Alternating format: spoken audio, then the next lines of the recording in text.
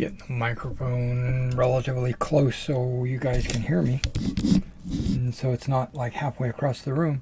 Okay, so I moved my camera back a little bit so that it could angle up and get a more like a level, what's the word for it? Like a more horizontal view of the table.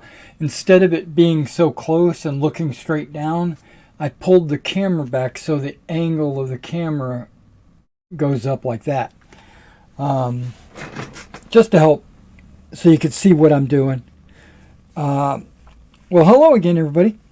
This is Derek, and I am coming back at you with yet another Wargaming Weekly. This is our second one this week.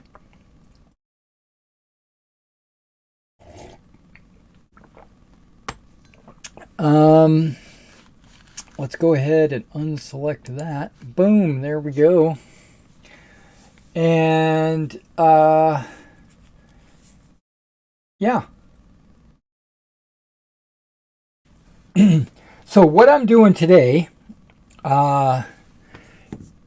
is I pushed the SS to the side just for a little while. I wanted to take a break from them, and I decided to pull my Mary and Romans out. And these are only half of them. The other half are sitting right here on the table that you necessarily can't see. And what I'm doing is I'm just painting their shields white. That's all I'm doing. Nothing like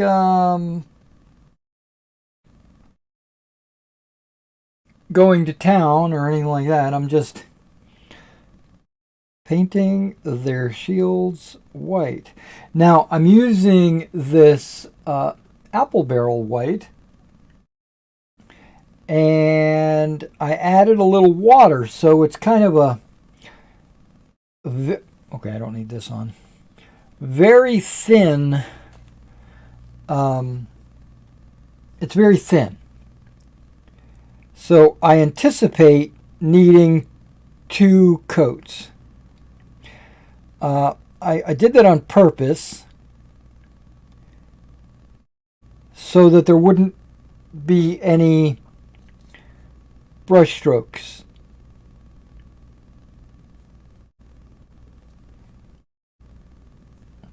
Yeah, the paint is watered down pretty heavily.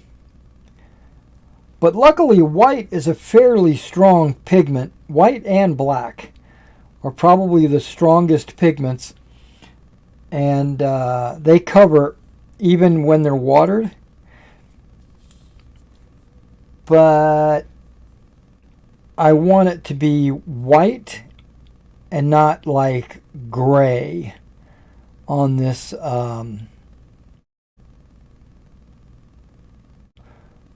dark brown shield. So to do that, I'm going to do a coat of white on all the figures, and then go back over it and do another coat of white. The second coat will do a couple of things for me. Not only will it make the white more white, pure white, but it'll let me see maybe where I missed or what I overlooked, or it basically gave me a second chance to make any corrections on the shields, because this first coat I'm not really trying to be very accurate. I'm just slapping the white on because it's the first coat. It's not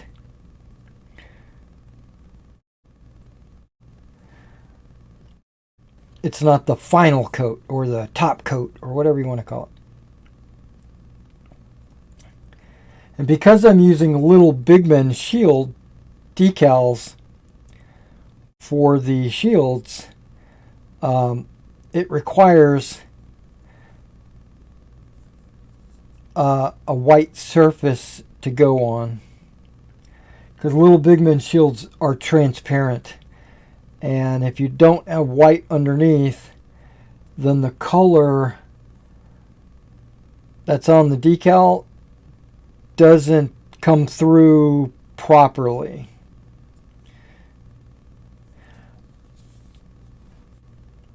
Like when I first got little big men decals many moons ago, I thought I'd try something and try like a gray shield or a brown shield or even a red shield or whatever, just to see how the decal would look. I figured that if it was a gray shield, it would just make the decal look dark and dingy or whatever. But no, it pretty much ruined it. Didn't even allow the decal to look proper. So I learned my lesson. Go with white.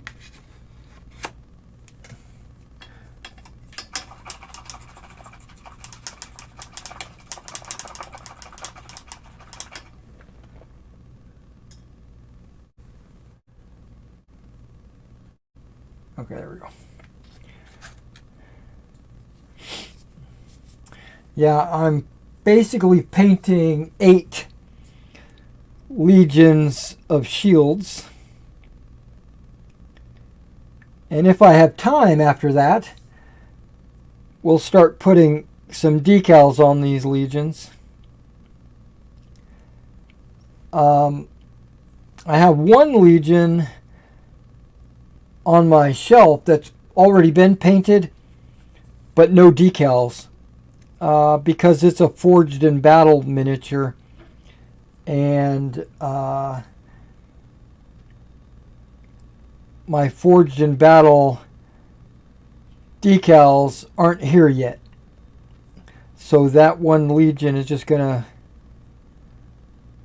wait until those decals come in.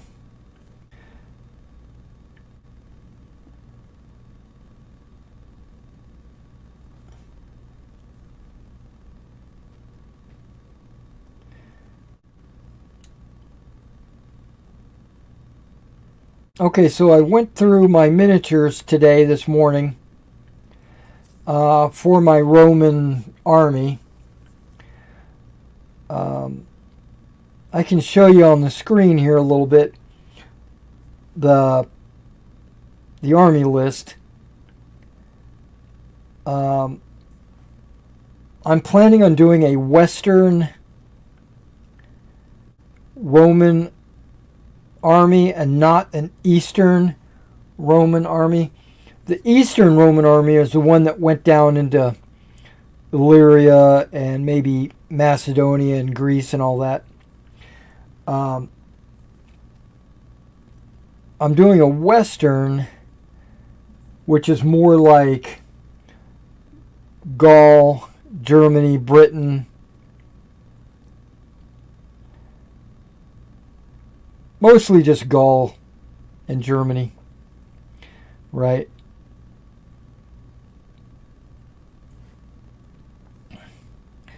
Because I plan to do Caesar's Gallic Wars, which I mentioned, I think I mentioned yesterday that I was going to, or that I had ordered 3 of the books. The Caesar's Gallic Wars.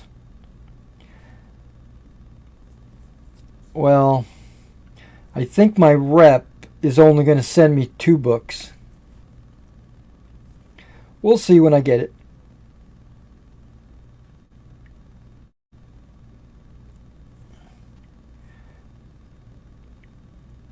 They had a bundle where you could order 6 books and get a free miniature.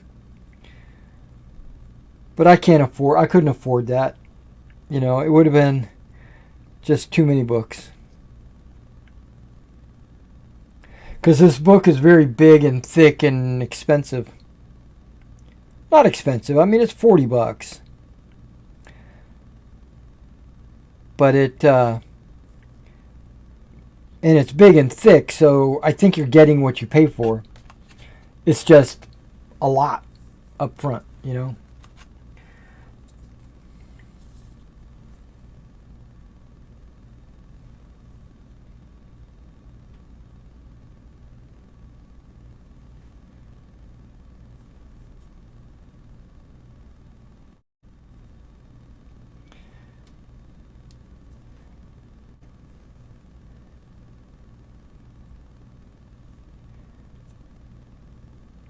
And that book's probably going to have a bunch of scenarios that I'm going to enjoy.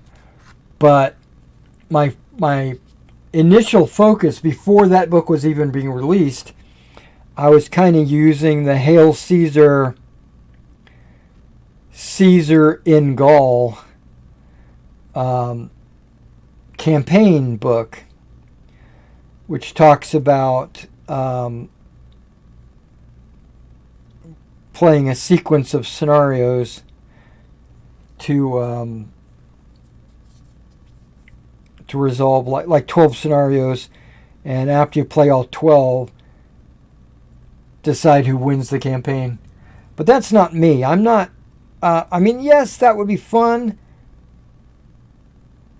and yes, we could do that if we played 12 battles. But really, it's just about seeing what the scenario is about, and seeing if I could take that scenario and somehow convert it into Meg.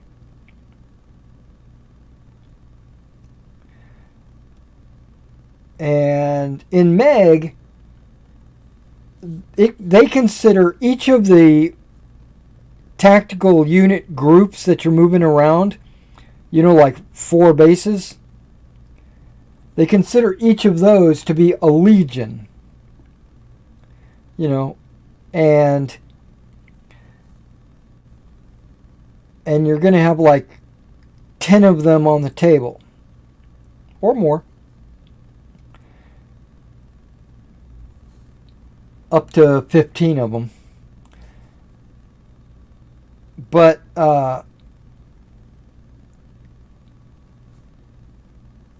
the scenario, like, I'm just going to specify the very first scenario.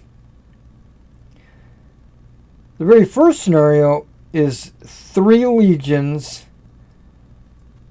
against 3 war bands of Germans. So basically, in Meg, that would be 3 units of 4 bases for the Romans,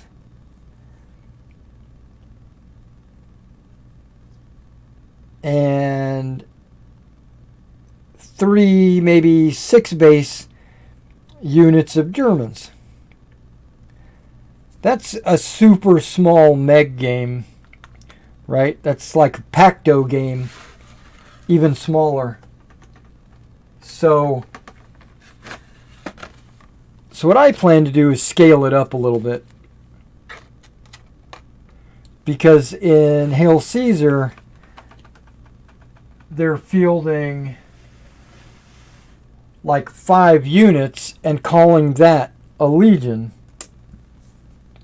So I don't see why I couldn't field 5 units under a subordinate commander, you know. And so the units are 1 for 1. It's just what they're called will be different.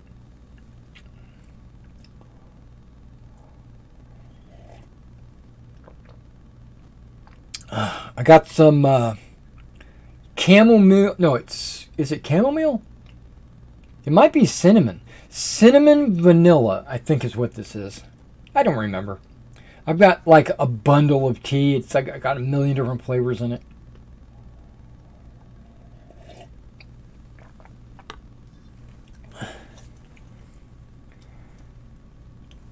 And what I've done is I've gone through all my decals. Okay, why does this have 2 See, look at that. I've already messed up. I don't care. It's not going to hurt anything. I have decals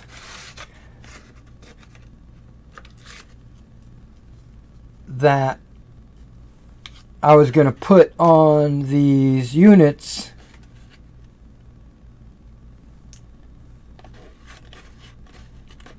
And so I went through my decals and split them up per box. Each box is 1 Legion.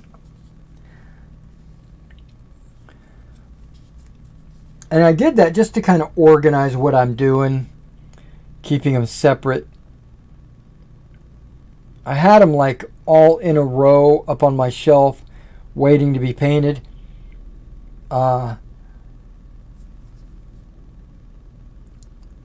So I decided to break them down into boxes. That way I won't get them mixed up.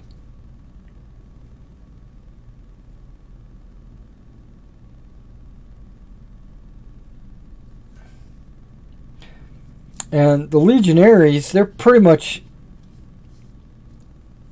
the same. There's like 4 different poses of them carrying pilums,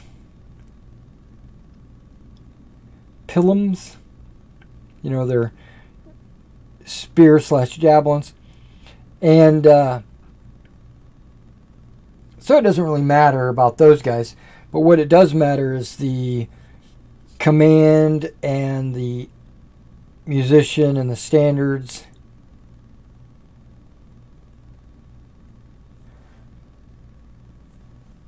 And the officers might have a gladius. And there's a few unusual figures out here. Not many, but there's a few. Like one guy's leaning on a shield.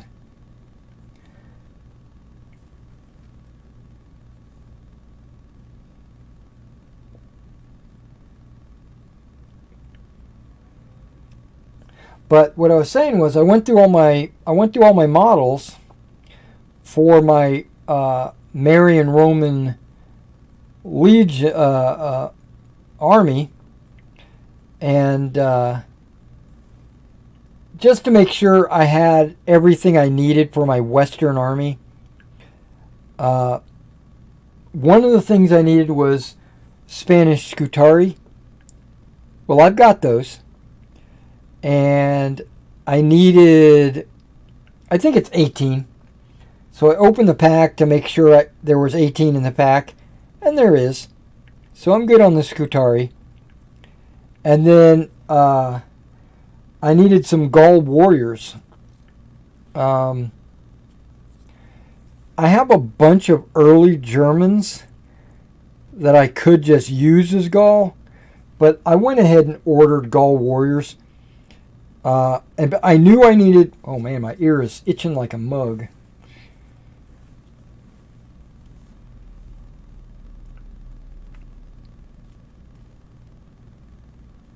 It's like I got one of those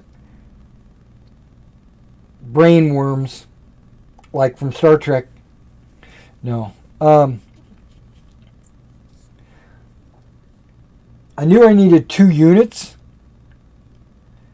So I went ahead and ordered 2 bags. And then when I went to open the bags today,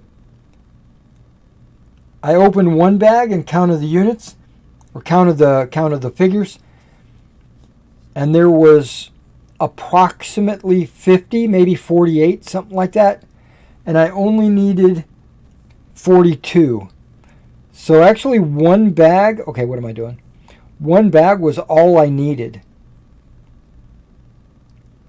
of Gaelic warriors.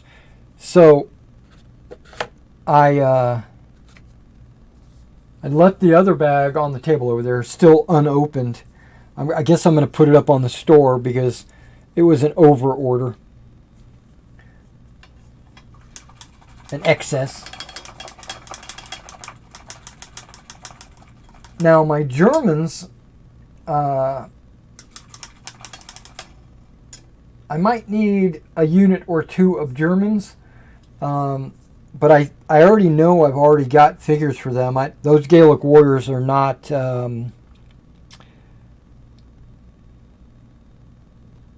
needed for my Germanic army. I do have some Gauls in mail, And I'm using those as the nobles.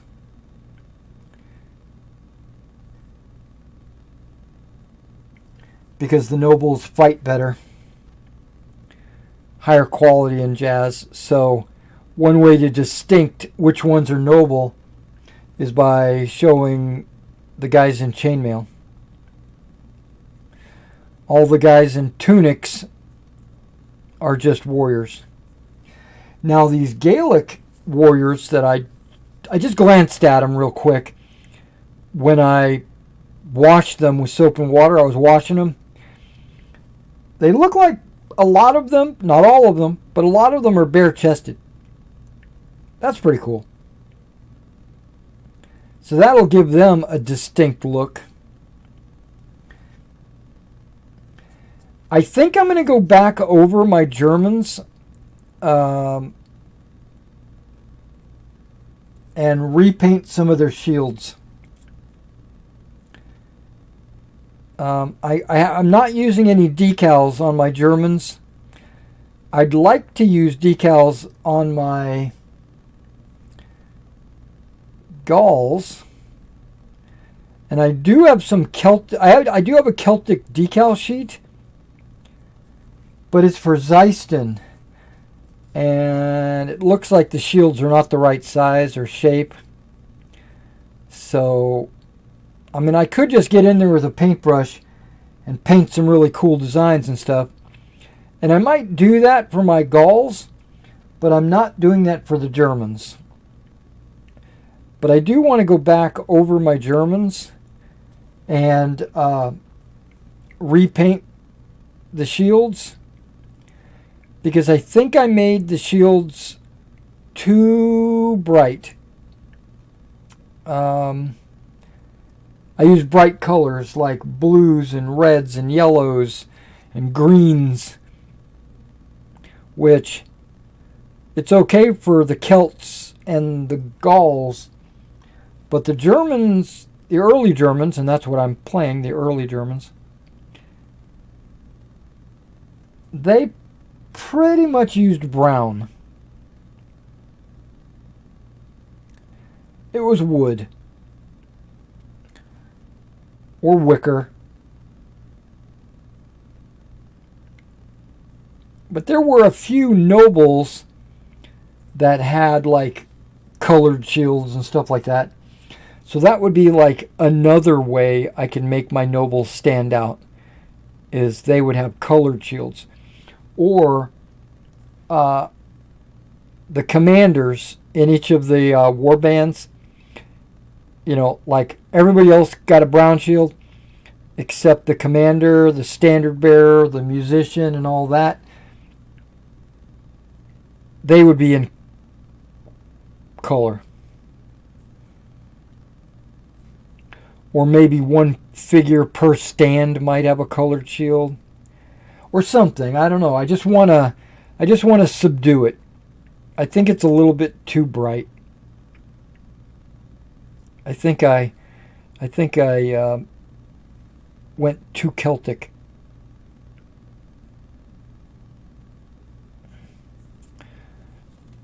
And not enough Germanic. But that's okay. Shields are like super easy to paint. And I don't think I'll have to do all of them, just a few of them. Just to make the overall army look more brown.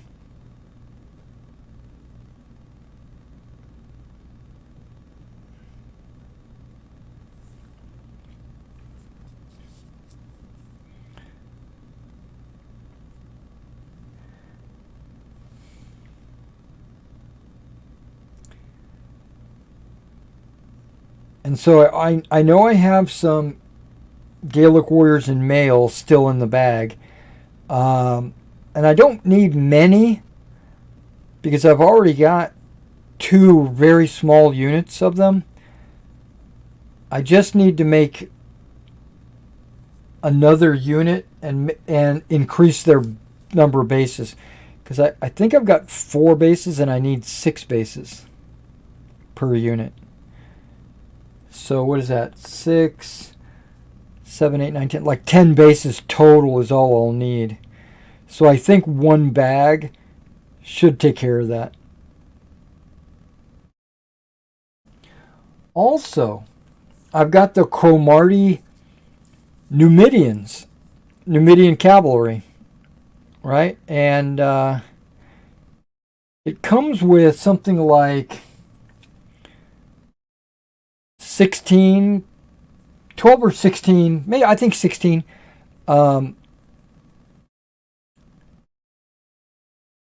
horse and riders. And I was going through my army list, and the Numidian cavalry that are auxiliaries for the Romans here are skirmishers, which means there's only 2 figures per stand. And I think there's only 4 stands. Might be 6. I'll have to look at my list. I've got it on the computer somewhere. So, yeah, I think it's 4 stands. So that's only 8 models that I'm going to need. And if it comes with 16, which I think it does, I can make 2 units of skirmishers and sell one of them. Painted.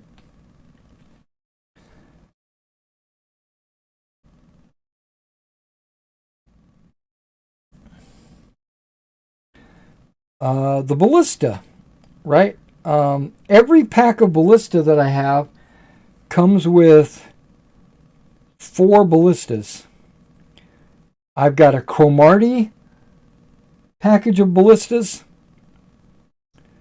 I've got an Old Glory pack of ballistas, and I've got a Forged in Battle pack of ballistas. And what I was thinking I was going to do is use the Cromartie the ballista artillery piece, and use the Forged in Battle crew members. Right? Because I don't want to use the Cromartie crew members because they are Imperial. They're not late Republican.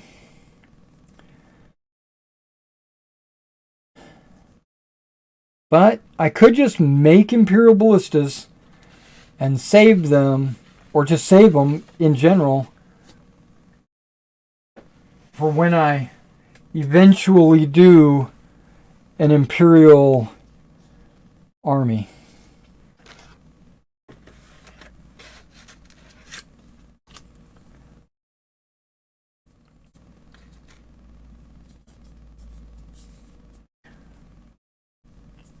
Or I could put them together, paint them and sell them.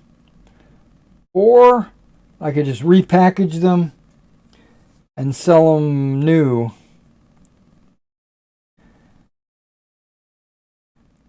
Because I did also wash the Forged in Battle artillery pieces. Forged in Battle comes with a pretty cool thing. It comes with some shields that are in like a little weapon triangle. These shields are all leaned up against each other like a little rack. What was the command that we used in the army? Stack. It was stack arms, right? And it's like these shields were, somebody said stack shields, and they did. And every gun's got one. Because basically each gun, I call it a gun, but each gun has a full crew. with stacked shields. But I don't think I need to put a stacked shield on every gun. I could probably just put it on... I probably will.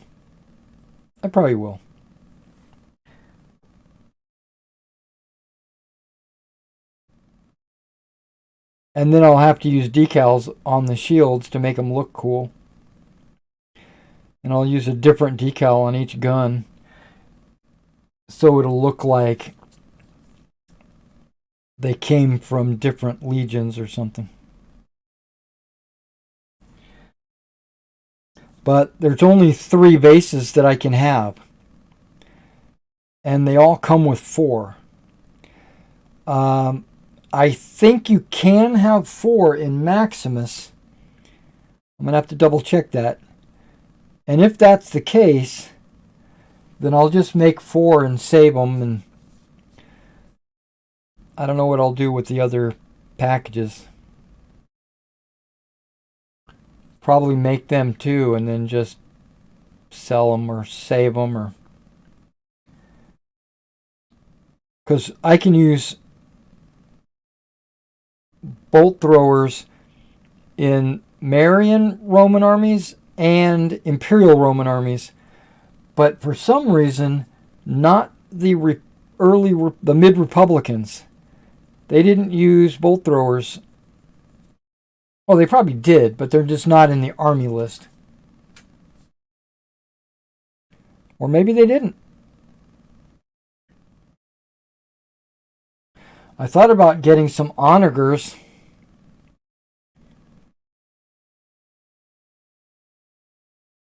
Because that could also be light artillery, but these are supposed to be ballistas, so I'm not doing any castle sieges or anything.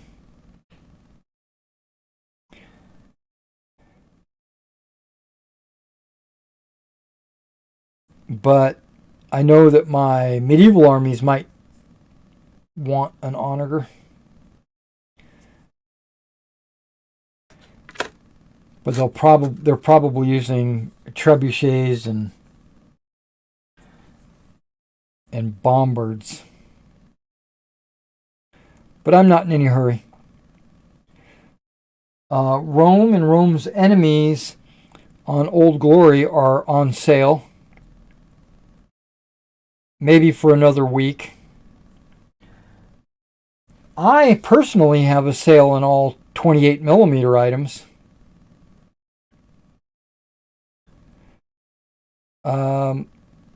Having said that, I just put in a pretty big order for Rubicon models. Like almost one of everything.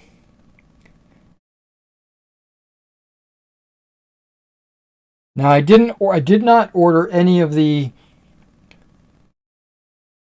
Vietnam stuff or any of the modern stuff. Everything I ordered was World War II.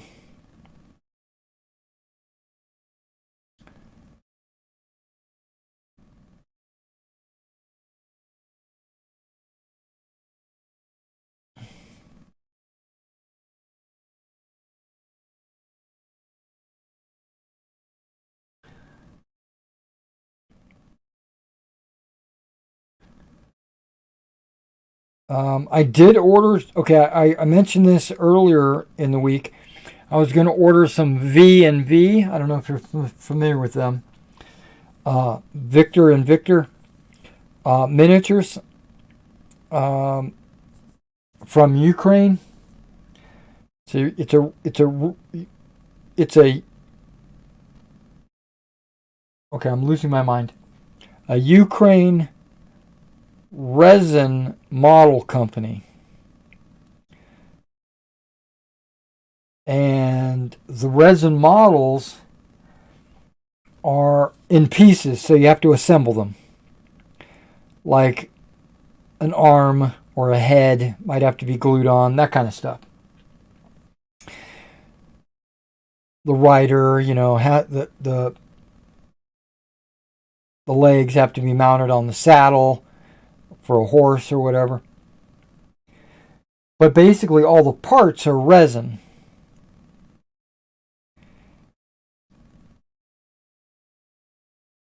And I've already started. I ordered about 10 items, so we'll get them in eventually. I'm doing an evaluation to see. Well, first of all, the shipping cost was very reasonable, so I'm not upset about the shipping cost. The prices, basically, I just paid retail, and I started a conversation with the sales representative there to get started carrying their items. But I told him, I'm not going to carry your stuff until I get a chance to evaluate your models, because I don't know if you guys know this, but I take pride in the models that I carry. They're not junk, right? That's one reason why I do what's in the boxes. It's partially to show you what's in the box, but primarily it's for me to take a look and see if the model is worth carrying, if it meets my standards. And I told him this. I said, I'm going to order some models, and I'm going to get them in. I'm going to look at them, and if I like them, then I'll establish an account with you and carry your stuff and sell it on my store. And they were like, we know you're going to love them. And I'm like, okay, cool.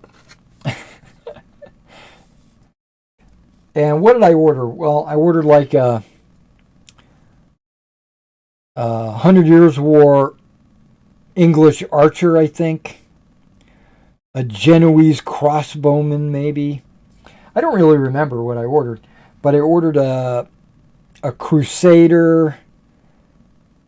The one Crusader with the coat of plates that looks like a Teutonic Knight. That's the one I ordered. I ordered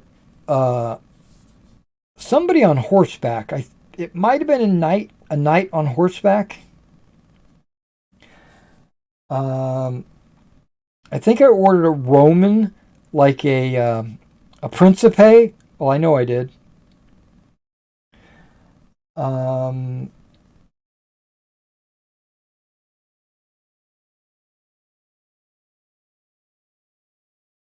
Yeah, I can't remember. I think that's it. Well, there's a few other models. I ordered about 9 models. Yeah, I remember my invoice saying 9 models. So, we'll see when they... Oh, wait, I ordered... Okay, what did I say? Crusader? Yeah, I also ordered some Normans, because I wanted to compare them to the Victrix Normans that I ordered. And I told you I ordered a pretty sizable order from Victrix. Yeah, that was a very large order.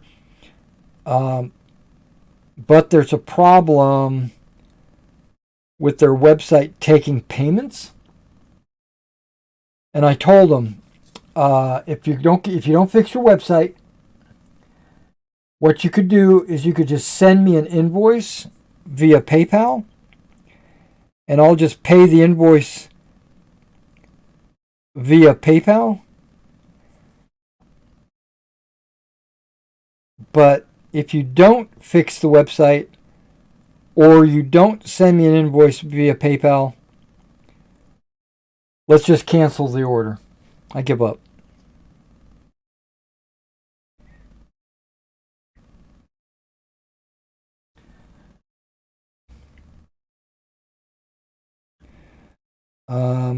I also, just this morning, put an order in for Plastic Soldier Company. because I was getting low on all the battle group books.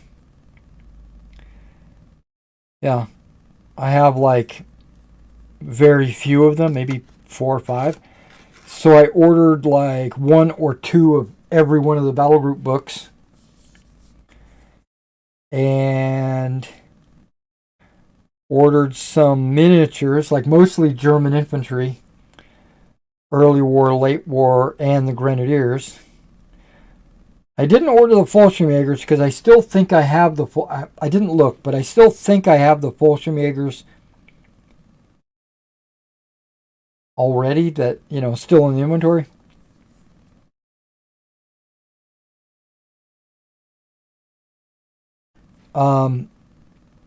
I also ordered through the Plastic Soldier some tokens for Meg, because the only thing that I have for Meg is the cards and the dice and the rule books.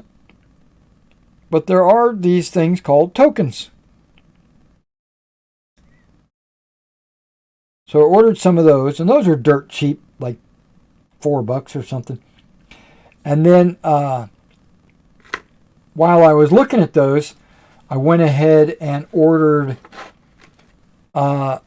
their Pacto armies. They have a Pacto Archimedes Persian army, which I said, oh, that's pretty cool. Because I personally am going to be doing some Archimedes Persians. My thought was I was going to order all the units that I needed through Old Glory, and I think I still am. But I went ahead and ordered the Pacto army for the Persians, but also a French 100 Years' War and the English 100 Years' War, the Greeks, the Imperial Romans, the Greeks, Imperial Romans, the Carthaginians, I think, was one. Oh, and the Gauls. So I ordered a Pacto army for every one of those. And I'll tell you right now, I've already got all those armies in, I don't need a Gaelic army because I've got my Germans, and they're pretty much Gaelic already. And I don't need Greeks because I pretty much have Macedonians already, so I don't really feel like I need a Greek army. And I'm not planning on running a Imperial Roman army anytime soon. Carthaginians, I think I pretty much have everything I need for those. I might not, though. I might not. But I do have a lot for my Carthaginians. So pretty much, the only army that I'm personally might even be remotely interested in, because I already have French and English 100 Years' War. I think I have got way too much of that, actually. Yeah, I think I ordered way too much. But the Archimedes Persians. Because Alexander's got to have somebody to fight. My mid-Republicans have Carthage. My late Republican have the Germans. And my Macedonians have nobody.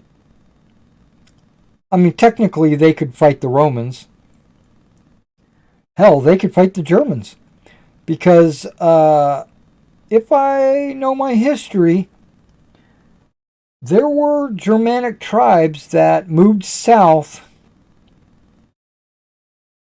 and attacked Macedon. So, yeah, Germans, I could use Germans against Macedon. I don't know if that would be a slaughter on one side or the other. I don't know. That would be like major difference, war bands against pike phalanxes.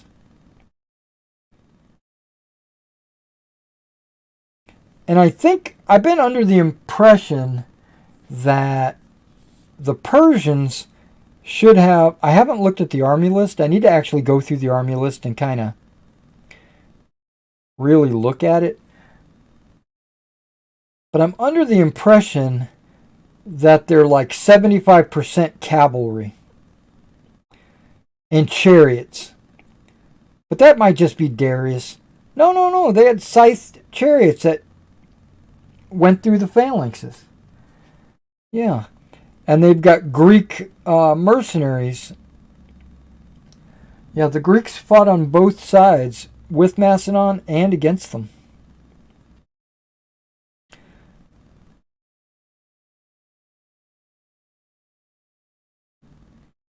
And that's Darius.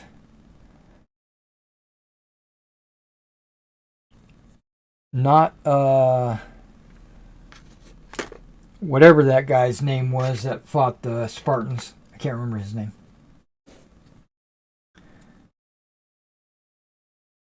It's not that army. That might be early Persians.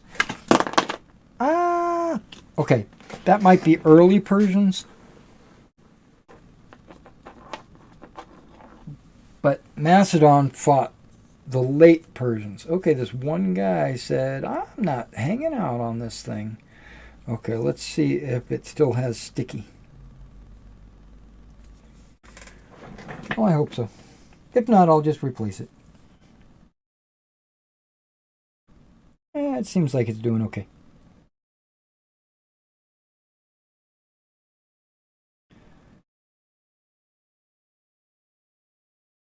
And again, this is just the first coat of the paint. I'm going to have to go back over all of these models and make sure the white is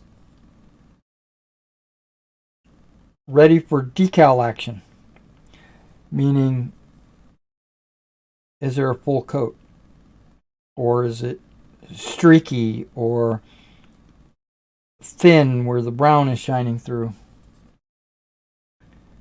It should be, because I watered this paint down quite a bit. Just like when you do a blend or something, just to prevent streaks. Or I should say brush strokes, not streaks. Yeah, and once I get those 6 armies done, actually that's 8 armies I think I've got. 9. I don't know how many armies I've got in the queue. Right? The Caesarian Romans, the Germans, Macedonians,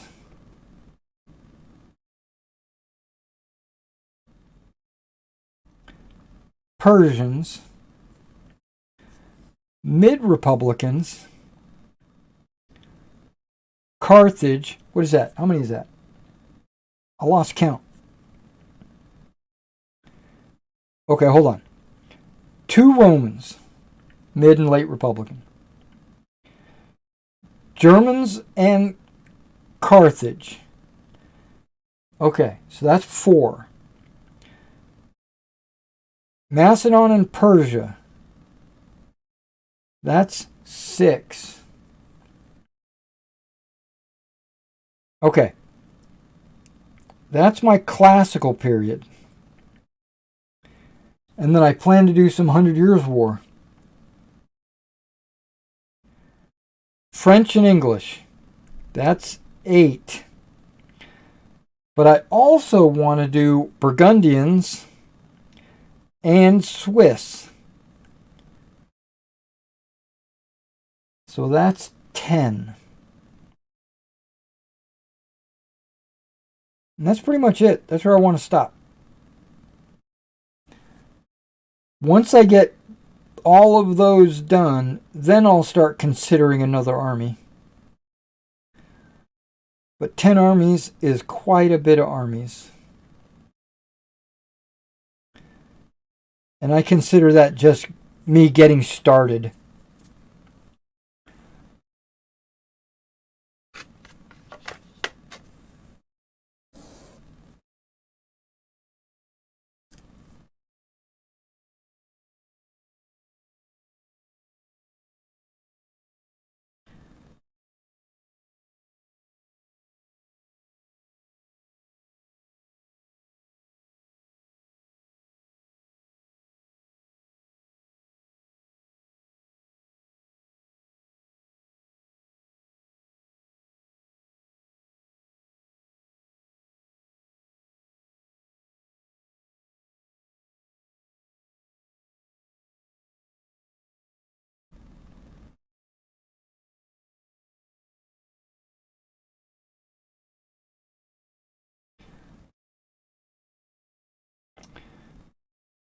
But the Persians are not part of the Old Glory sale, so I opted not to get them when I did my last Old Glory order. I mean, I probably could have, but I wouldn't have saved an extra 10%.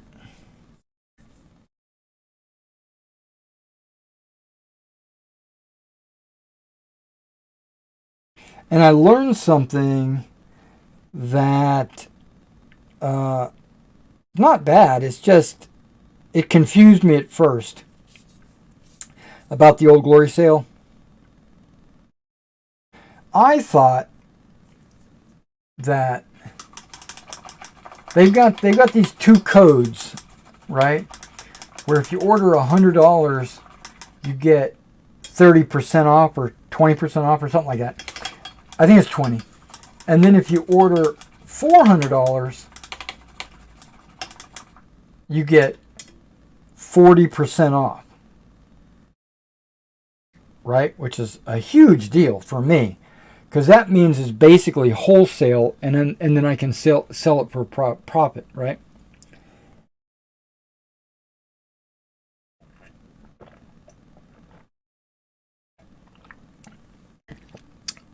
But here's the catch. When the Napoleonics were on sale, you had Napoleonics for 10% off of, and they can be used in addition to your quantity discount. And I was like, excellent. So if I order Napoleonics, I'm getting 50% off. Well, that's not true. That's not how the math works out.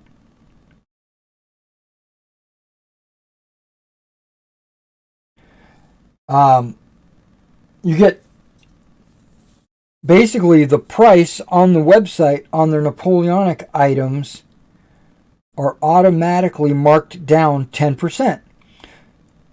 So if something was normally $10, it would be $9, right? And then if I was to add items that would normally be $400, it would only be $360.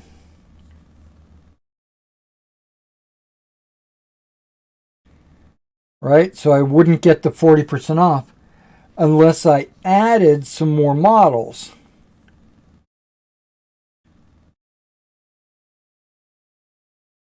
So what wound up happening, because I did this, what wound up happening was I got my 40% off,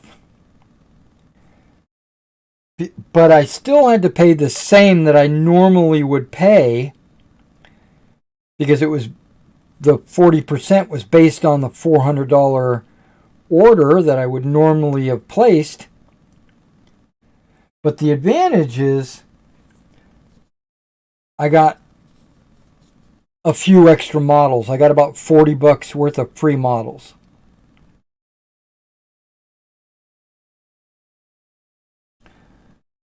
So the price was the same, but it wound up being like I was getting free models.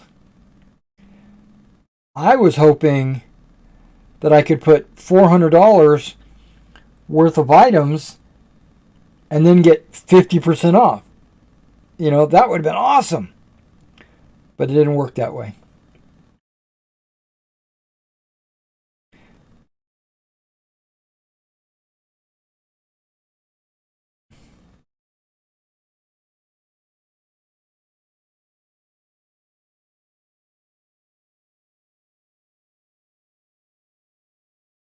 And for some reason, I'm having a hard time logging into the Old Glory website.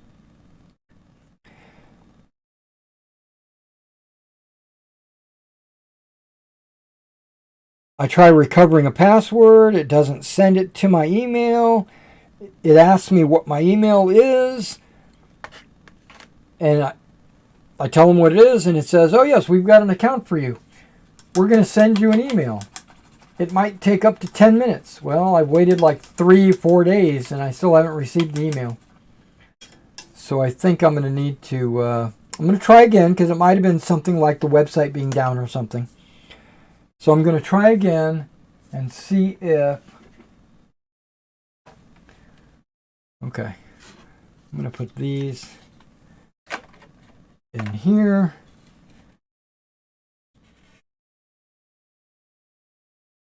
Because there's no decals in there.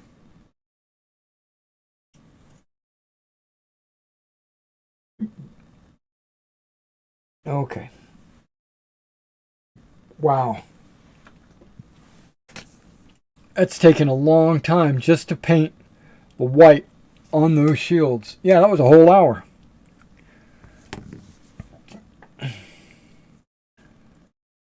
And now I got the hiccups.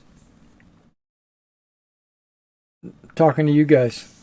I blame it on you guys. It's all right. I'll live with it. I don't know if you guys have seen my orchard. Not my orchard. I always say orchard. My vineyard that I made for Meg. It looks incredibly good. I'm very pleased with it. The hills, not so much. I'm waiting for my flock to come in so I can touch those up.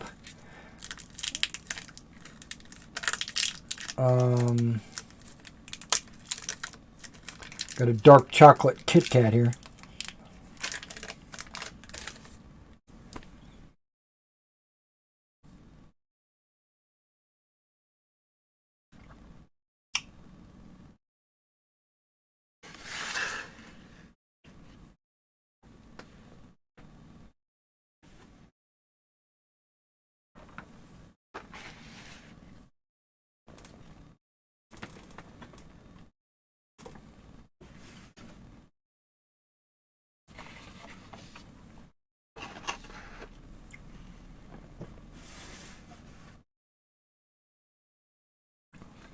I'm going to bring them all over.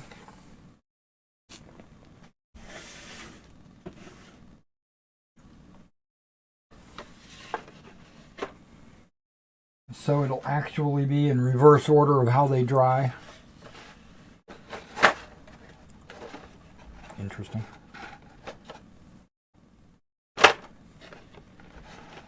I knew you were going to do that to me.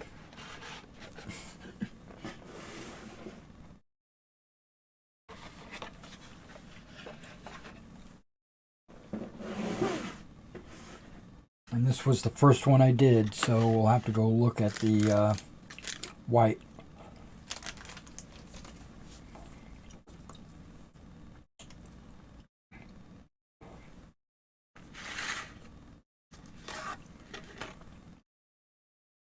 It looks pretty good.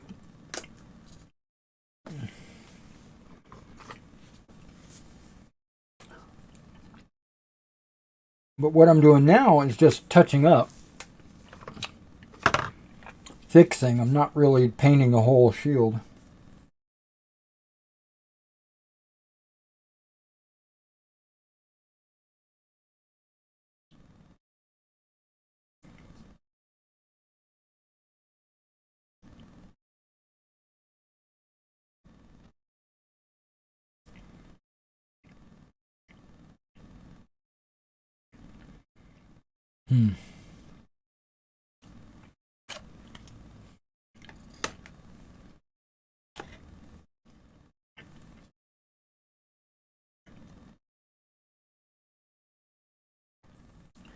Just trying to get it to look white when it dries. No gray.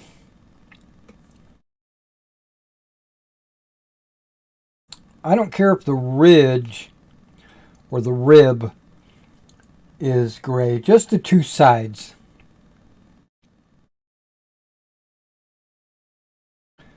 Because that's where the decal goes.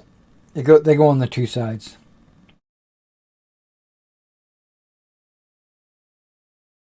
So I'm looking forward to Thursday night football tonight. Because my Titans are playing.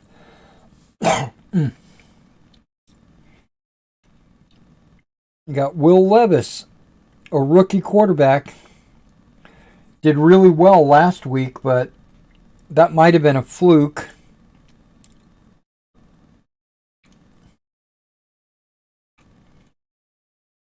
Or it might have been just how good he is. I guess we're going to have to find out tonight. Against, I think, the Steelers in Pittsburgh. It's probably cold there. It's cold here in Nashville. I'm not in Nashville. I'm in Clarksville. But Nashville, my understanding was this morning it was 25 degrees. That's what I saw on the news. So I can only imagine how cold it is up in Pittsburgh.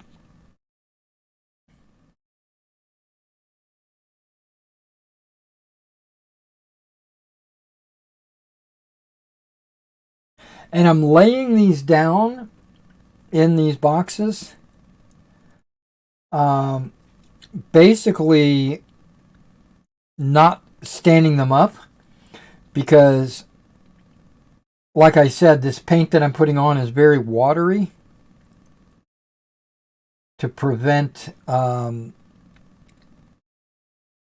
strokes.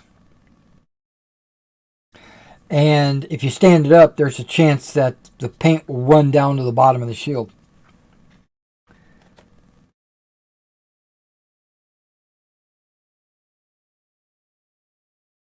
And we don't want that.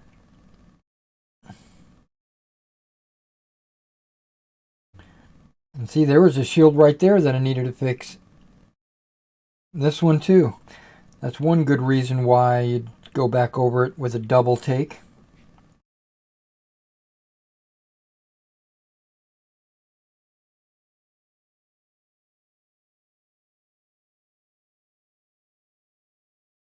And if it's not perfectly white, you know, like after the second coat, that's okay. Because the soldier's shield probably got dirty or scratched or scuffed or whatever, and it's not going to be perfect.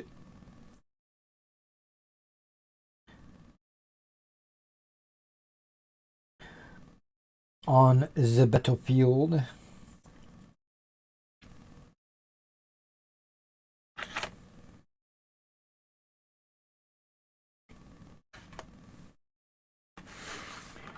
Okay, that one is, once dry, will be ready for prime time.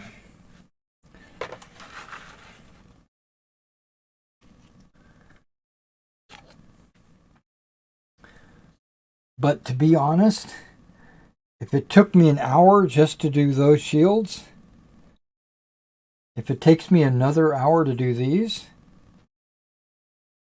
we're not going to have any time to do any decals. I might try to do at least one Legion.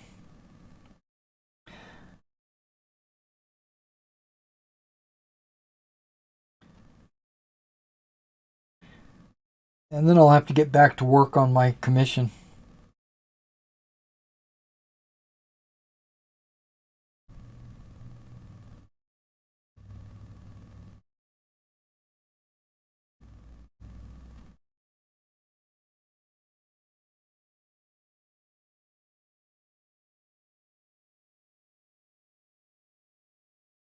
Yeah, if you're watching out there and you've got miniatures that you need painted, contact me at my email address and I'll quote you a price. We'll get you started, get your armies painted.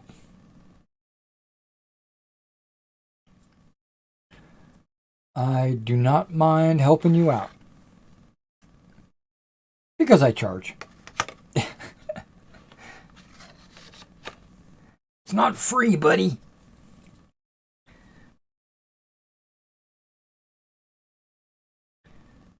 Yeah, I do have some tufts coming in, and I do have some... I think that's it. I got some tufts coming in. But they're not coming in till tomorrow. And the flock that I ordered, that's not coming in till sometime next week. Because they estimated leaving Atlanta on the 12th. I think it said the 12th. Or maybe it was the 2nd. Maybe it's leaving today. Yeah, because I'm anticipating it next week.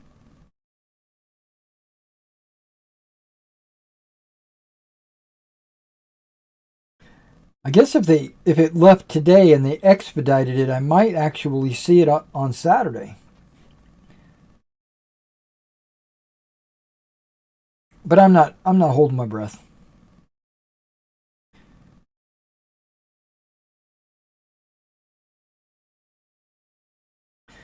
Yeah, I've got my little beanie cap on and my sweatshirt on, mainly because it's cold outside. It's not cold in the house, but every now and then I'll take a step outside and I'll freeze my ass off. And I shaved my head, so got no hair.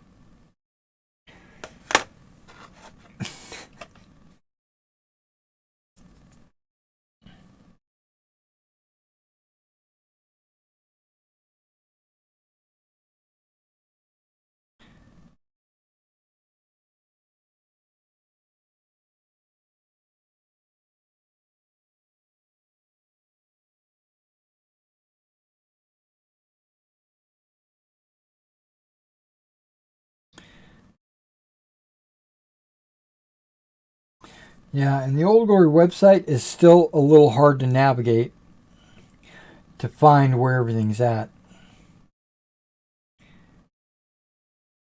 The name of what you're buying is not necessarily what you're buying. So you got to open the item and read the description. But not just read the description. Read the army it goes along with, because it's organized by army in the description, but it's not organized by army in the menu. Yeah, it's weird.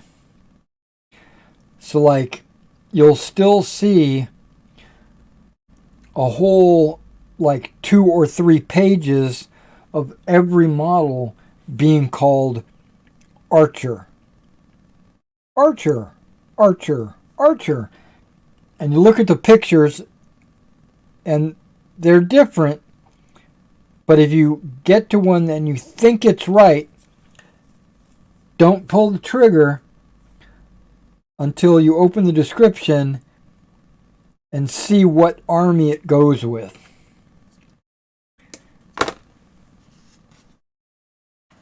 Because you might be getting a medieval archer when you're looking for an ancient, like Persian archer,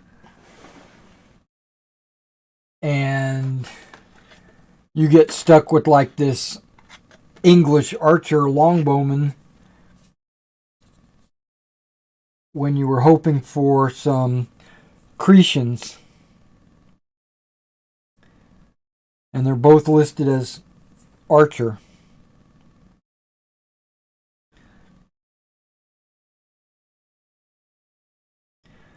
But when you open up the description, it'll say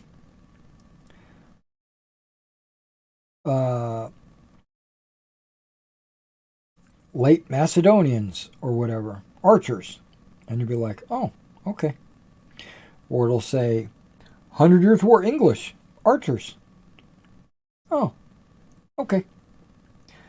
You'll probably be able to figure that out based on the picture, but some people just don't know.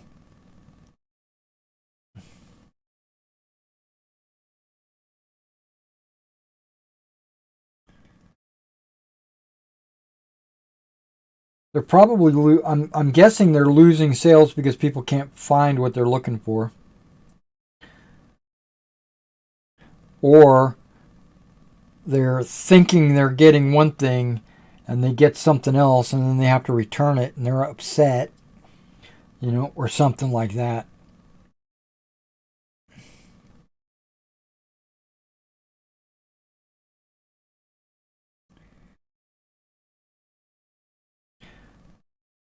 If they take 20 models every day and correct the titles on them, after a month, you're going to have all your stuff fixed. They just need to do it.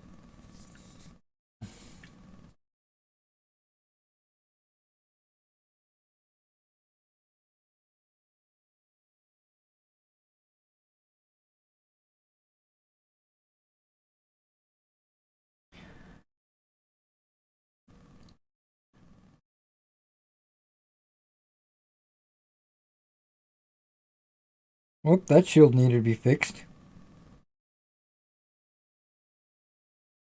All right.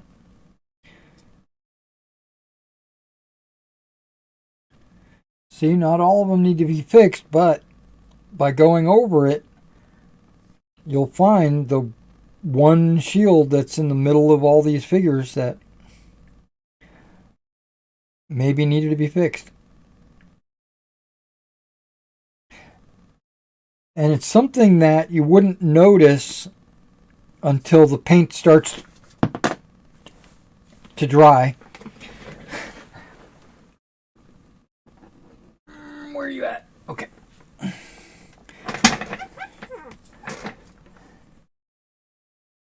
Because the paint shrinks when it dries, and then all of a sudden something, or because it's wet,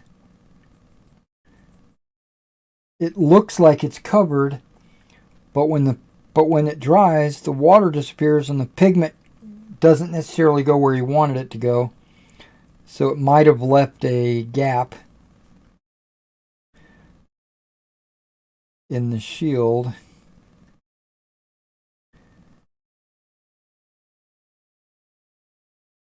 Yep, like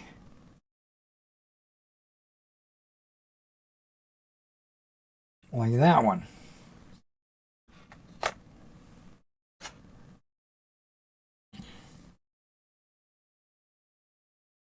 Yeah, like that one's got a black line. Okay. He's taken care of.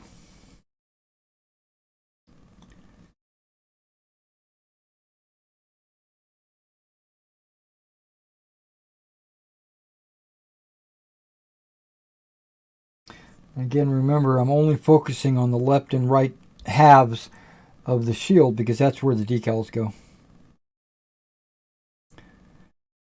I did the spine in white initially, but I'm planning on painting the spine the color of the decal. So if I'm putting a blue decal on, I'm going to go through and paint the spine blue so that it'll match the decal.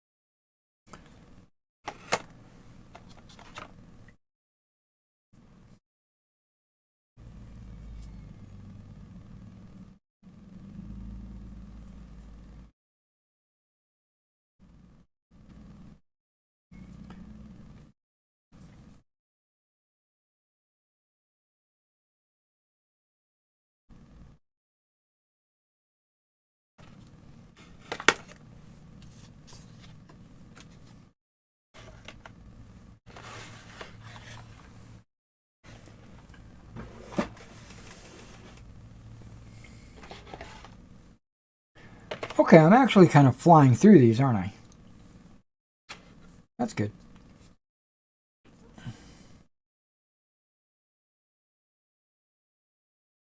I'm going way faster than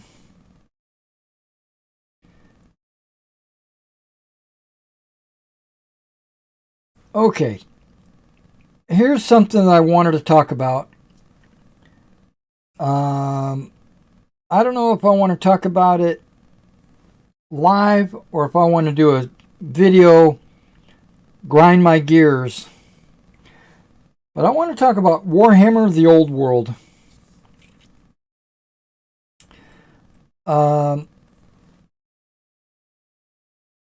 I enjoyed Warhammer. I don't remember what Warhammer version I played. I think it was 4th edition, maybe. You know, it was in the late 90s. Was that 4th edition? And that's apparently what this old world is supposed to be based on.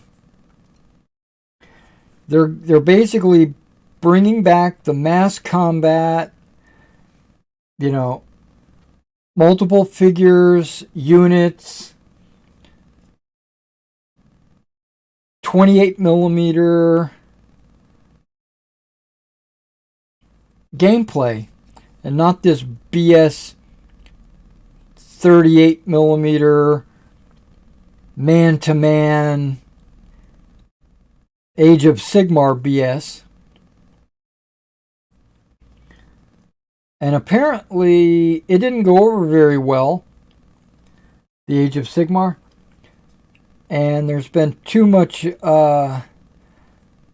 outcry to play real Warhammer, right? Real mass combat. You know, with Bretonnians and ogres and elves and dwarves and all that. So Games Workshop is working on making a old world game. Okay, so here's my grind my gears.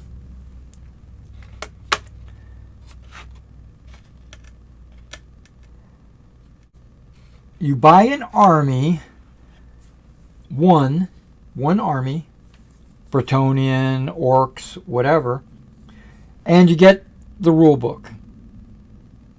Okay. In the old editions, you would buy a box set, a starter set, and it would come with 2 armies. An orc army and a human army. Empire. Okay. That was... And they came out with other starter sets that had different armies in them. But those were seasonal or not readily available all the time. But you had your like normal starter set that had your rules and 2 armies. Now the issue is if you didn't play those armies or didn't want to play those armies, you were stuck with them. You got the rules, but now you got this Empire army and this Orc army that you don't plan to touch. Now you could sell them, or you could build them just to have, or whatever. But it was kind of like forcing you to buy something that you don't want. So the new old world is you buy one army, the one you want, and it comes with the rules. I totally think that is good. I think that's great. I think that's the way it should be. The problem is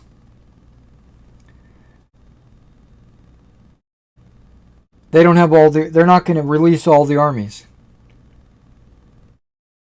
in that format. Right? There's only going to be like 2 armies, and you buy one and get the rulebook. well, you're still pretty much stuck with buying an army you don't want. Or wait until your army comes for sale. Which I'm sure it will. Eventually, they'll probably have every army in a starter box. But if I know Games Workshop, they'll figure out a way to maximize forcing you to do something you don't want to do. I don't have any trust in the company. Let's just say that. We'll see, right? I'm going to keep my expectations up. I'm going to hope that they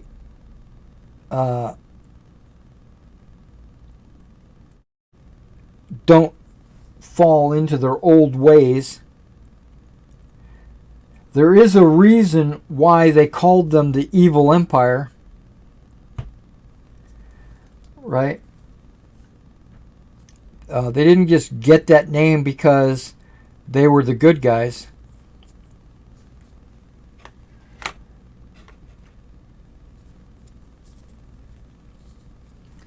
All right, now here comes my. That's not really a gripe. That's a compliment. That was a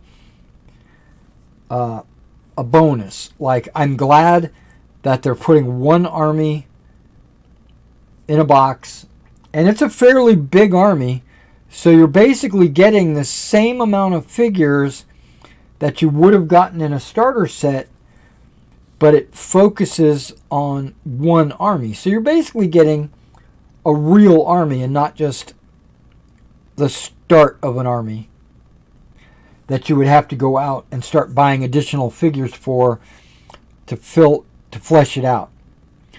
In these starter boxes, you're going to get a full army. Okay, so here comes my grind my gears. This is the part that upsets me. And it's not focused at Games Workshop. It's focused at the whiny, bitchy, sniveling players that are complaining about this one thing. There's just one thing that is that they're changing. And there are a number of... And I would not never have even known anything about this, except I watched a bunch of videos where people were complaining. And I was like, oh, they're getting ready to release Warhammer the Old World? Oh, cool. Why are you guys complaining? You know, you've been wanting this for years. Okay. The complaint is, or I should say, the rule change is, and this is also what they're complaining about, everything's going to 25mm bases. Orcs, humans, dwarves, elves, 25mm bases. Good. I say good. Finally, that's really what I'm saying. Finally, Games Workshop is getting with the times. Every other game that I play, everybody is on a 25mm base. Except, of course, like giant monsters like ogres and dragons and stuff like that. And that's understandable. But your rank and file dudes, like your skeletons or whatever, they're on a 25mm base. I'm selling skeletons, barbarians, orcs, over there on my shelf. I'm looking at them right now, and they're all based on 25mm bases. Why? Because I based them for Oathmark. Warlords of Erewhon.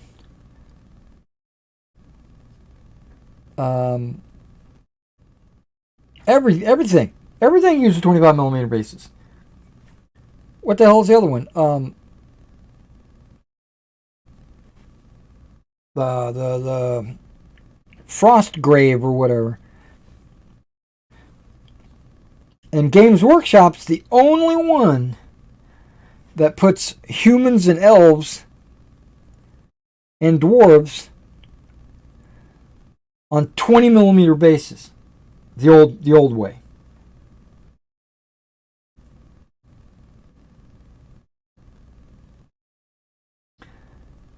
I've been sitting here for years wondering if I want to rebase my Games Workshop figures to 25mm bases so that people can use them in their Erewhon games or in their Oathmark games.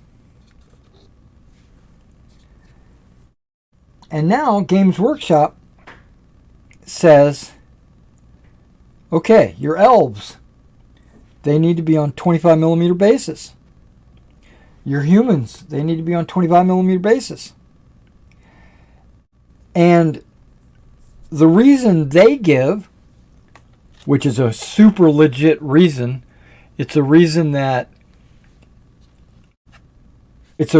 why I prefer the 25mm bases. It gives you room on the base to position your figures. Let's say you got elf spearmen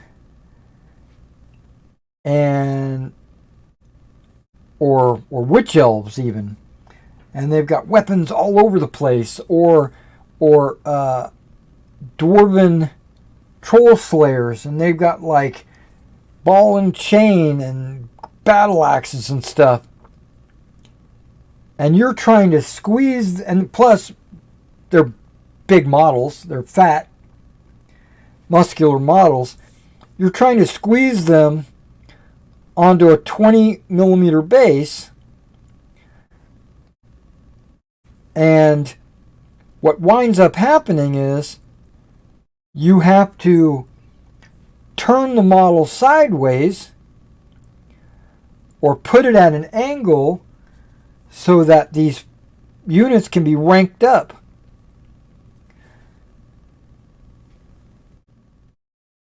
It's ridiculous. It was ridiculous then. All my human archers had to be standing at a 45-degree angle to be able to be ranked up. I always thought that was stupid. I played. I enjoyed the game. It was pretty cool. I really enjoyed Warhammer. I really enjoyed Warhammer quite a bit.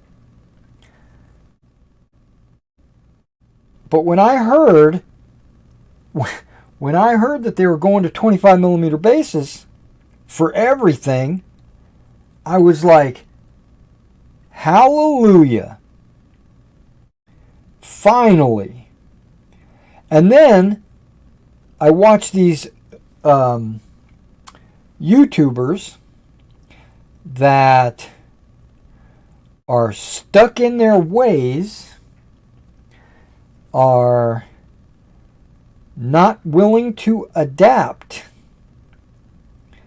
or let me rephrase, not willing to rebase, said, well, I'm not going to rebase. Screw you. I'm going to play the way I want. Well, first of all, you have that right. It's your freaking game. You can play whatever you want. You buy the game, you can play however you want. If you go to a tournament, you're going to have 25mm bases. And they say, these YouTubers say, well, when I go to a tournament, I'll just have a movement tray that's the right size, and I'll have my 20mm base models in this movement tray.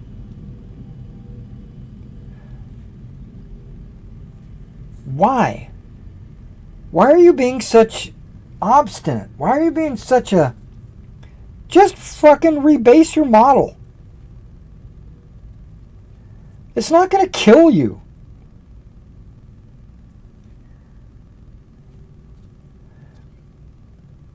You pay like $5 for a huge bag of 25mm bases.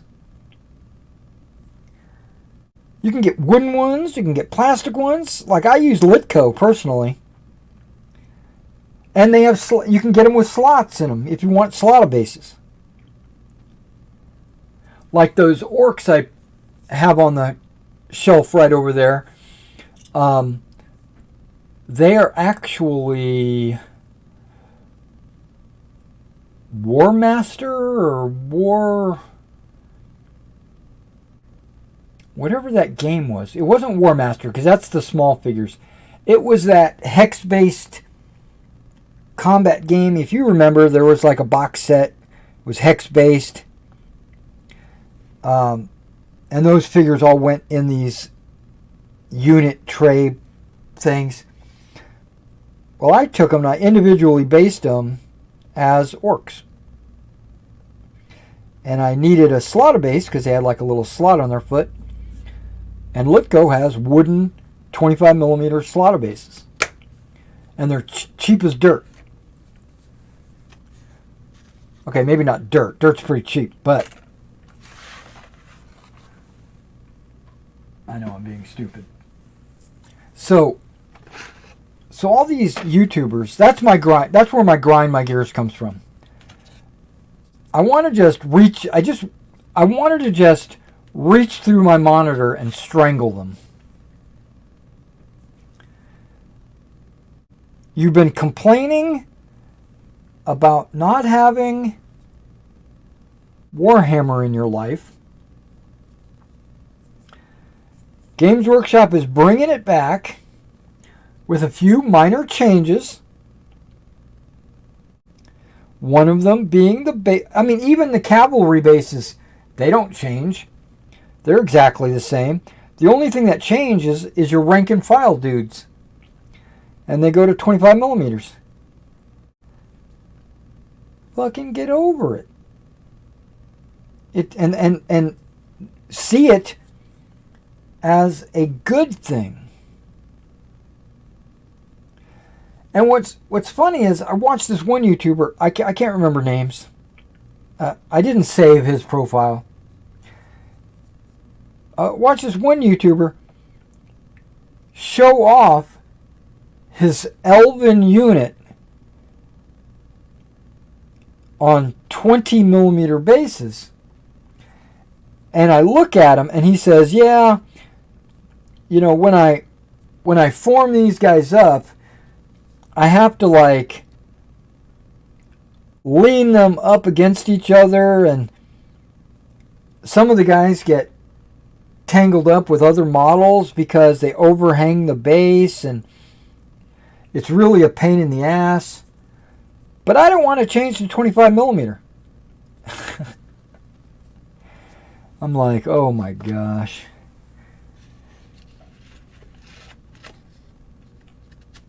Okay. I got that off my chest. It's not that I'm going to rush out and buy Warhammer. Okay, because I play Oathmark and Warlords of Erewhon. I actually prefer Oathmark over all of that. And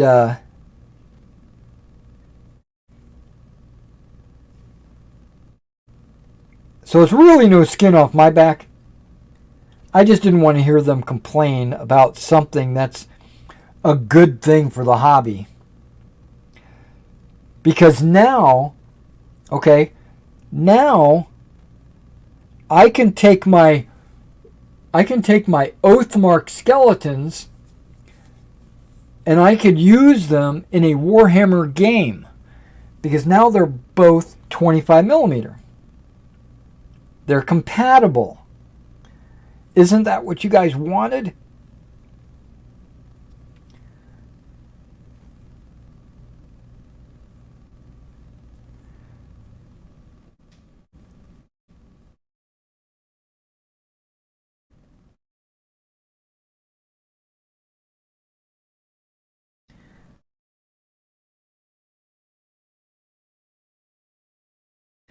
Yeah, almost all the skirmish games that I play, which I wouldn't, Warhammer, the new Warhammer is not really a skirmish game, but all the skirmish games I play, everybody's on a 25mm base.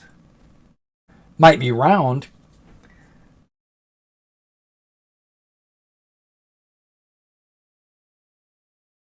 But if it's a rank and file game, I would prefer them to be on squares. Like SPQR, they're on round bases, but you don't have to have them on round bases. You can put them on square bases. The game even says, you know, if you want to do square bases, do square bases. It's your game.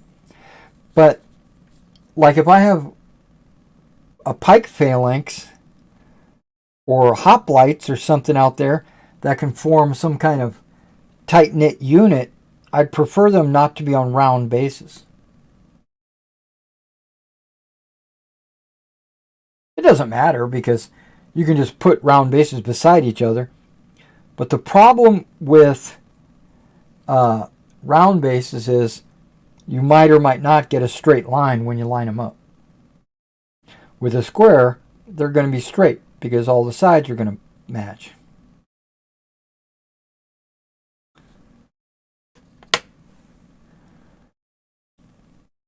Now there is one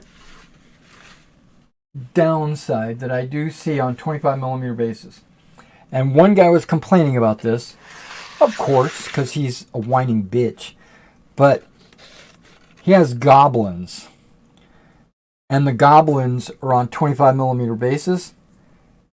And it's like the goblin disappears in the base. Okay. If it's a super small model like a goblin, maybe it should be on a 20mm base. Or maybe you should just stop whining about it. Just put them on a 25mm base and have a lot of room. It'll look like the goblins are skirmishing. They're standing super far apart, which is probably how they would fight anyway. So it would look more appropriate. And it gives you an opportunity to put like little bushes or chickens or whatever on the base with the goblin.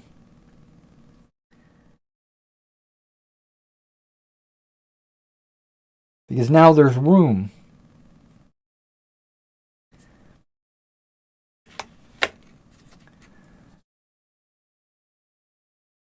Okay, I'm done.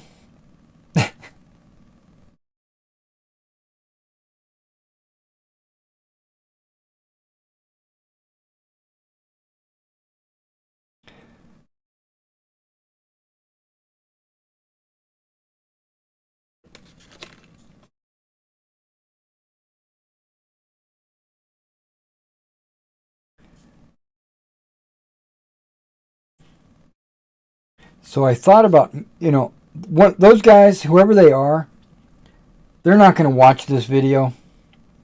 So they're not going to see me calling them out, calling them whining bitches.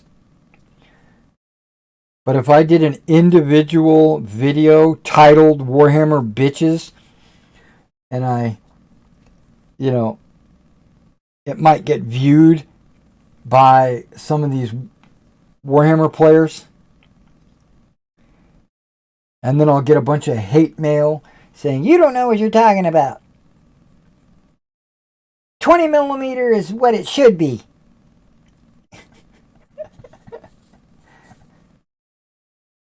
I mean, like, yeah. I actually enjoy comments like that, because that just tells me they're just showing their ass when they do that.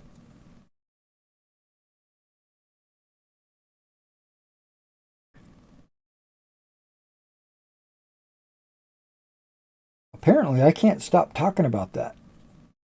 Okay, so let's try to start another topic.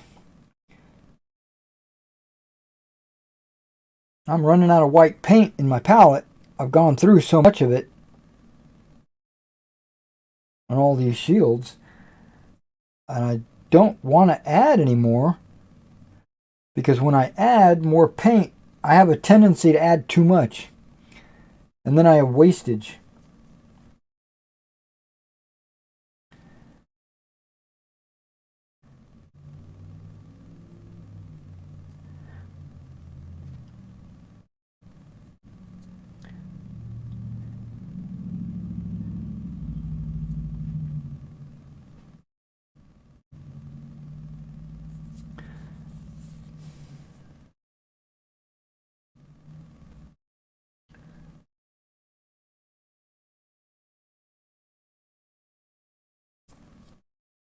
Okay.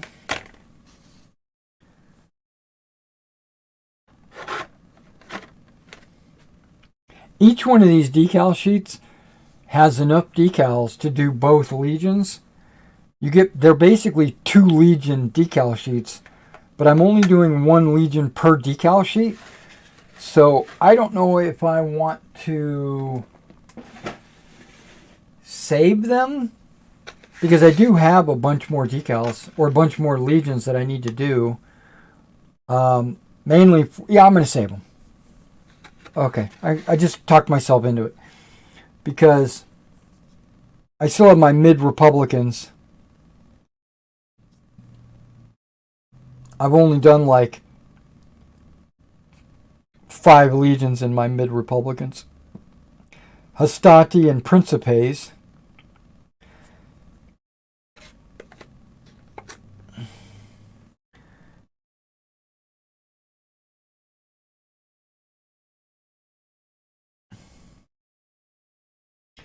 And the way Meg treats Hastati and Principe,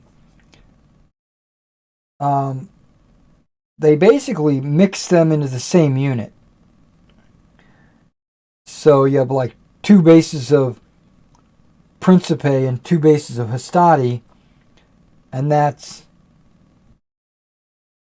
1 base of Triarii if you wanted to intermix your Triarii.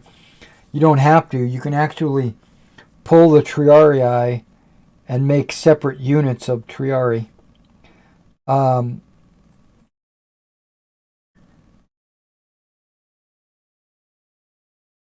But you don't have to do it like that. You could put 2 figures on 1 base, Principe, and 2 figures, Hastati, on the same base,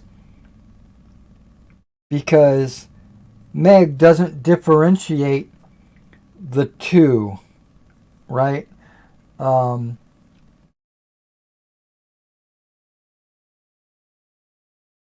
Because the Legion, or whatever, the cohort, or whatever you call it, is both.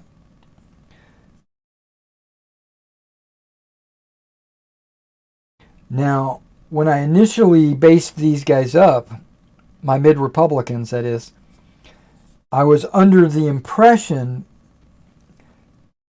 that the Hastati was going to have different stats as the Principes because of their skill quality or their armor protection. But and in reality they would, but at this scale, at the Meg scale, they work in conjunction with each other. And there is okay, I might have enough paint to do this last one. Excellent. So basically, when they basically fight as a unit, as a solid legion or a cohort,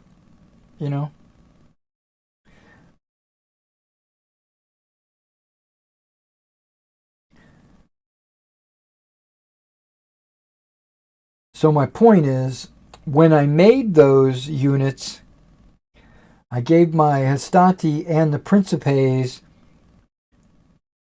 different decals, because I was thinking they were, each one was a different unit, and it would be easier for a player to identify the units with the shields being different. But in Meg, I need to combine them. So when I go to actually work on my mid-Republicans and I start adding figures, I'm going to add Hastati to the Principes that I've already got done, and I'm going to add Principes to the Hastati that I've already got done, matching up their decals. So they become whole.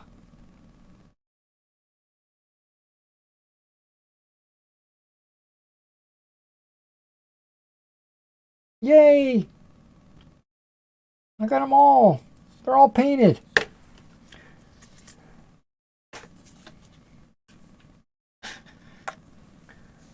Not painted, just the shields are painted white. So now, every one of these legions, even the forged in battle, is ready to accept decals.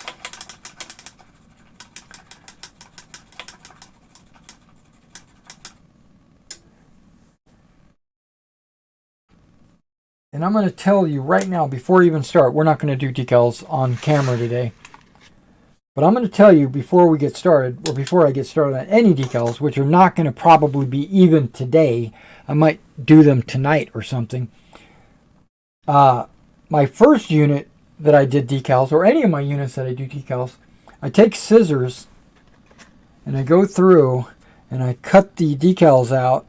And then I take my X-Acto knife and I cut the inner spine out, and that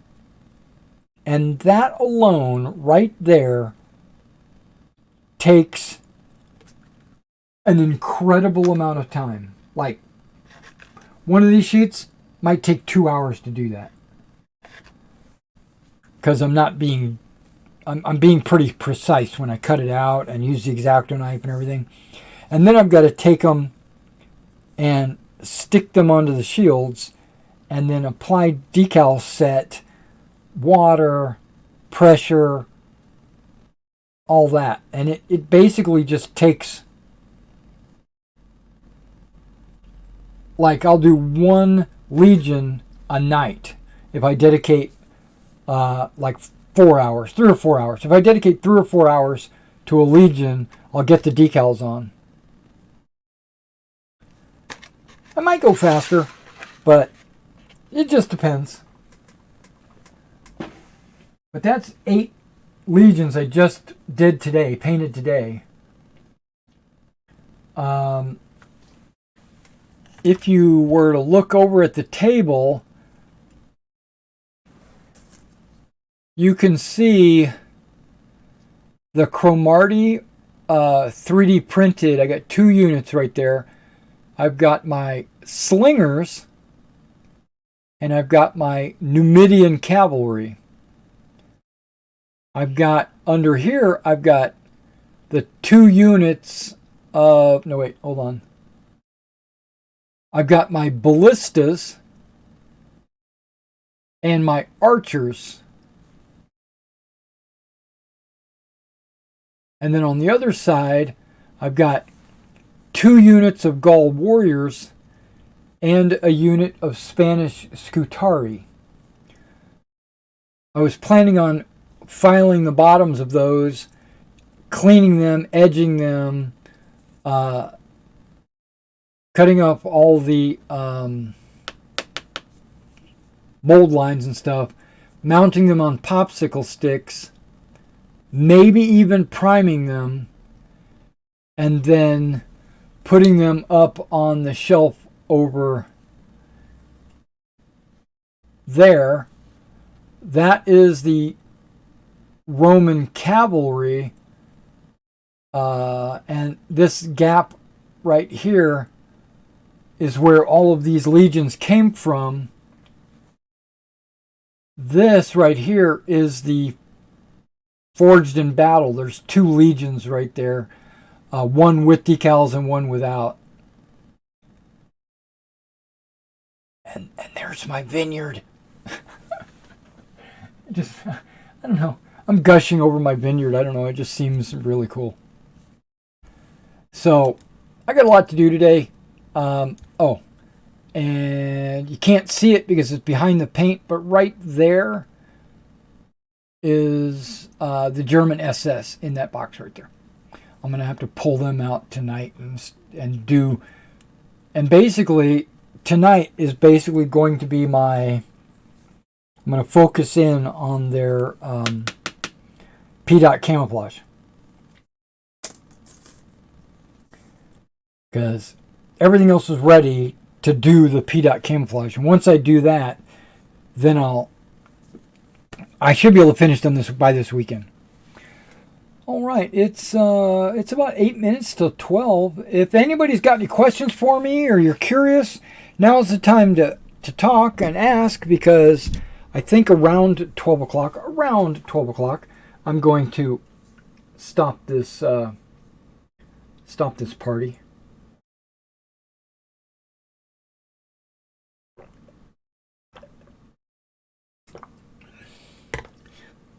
Mainly, I'm going to have lunch, and then I'm going to start working on cleaning off all those models and getting them on popsicle sticks. Okay, I'm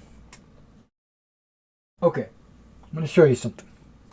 This is a 6-inch popsicle stick, and I've got 8 models on it. Right? I think it's a 6-inch. Yep, 6-inch. I got a 6-inch popsicle stick. I got 8 models. But I can easily paint in between, behind the shield, the legs. I can easily paint this without the adjacent models getting in the way. That's not going to be a problem. I'm going to be able to paint these guys, no problem.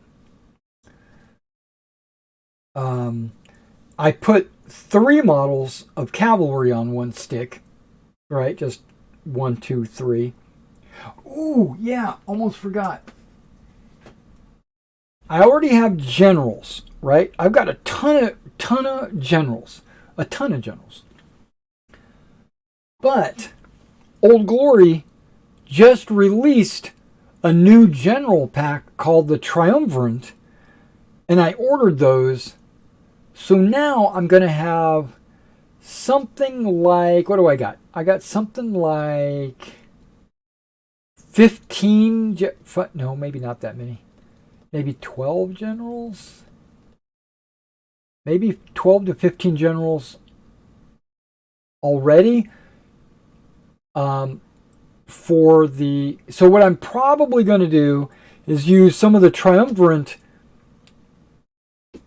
generals, and I'm going to have to rebase my 3 generals that I have for my mid-Republicans, because what I had originally done with my mid-Republicans was I put 1 general mounted figure on a round base. And that looked fine. It's obvious that he's a general. He's sitting out there all by himself. But I want to take that away. I'm going to cut those models off of the round base, and I'm going to make square base multi-figure general models. And like I've done with the other 2. So when I get the Triumvirate in, most of those, if not all of those, are late Republican generals.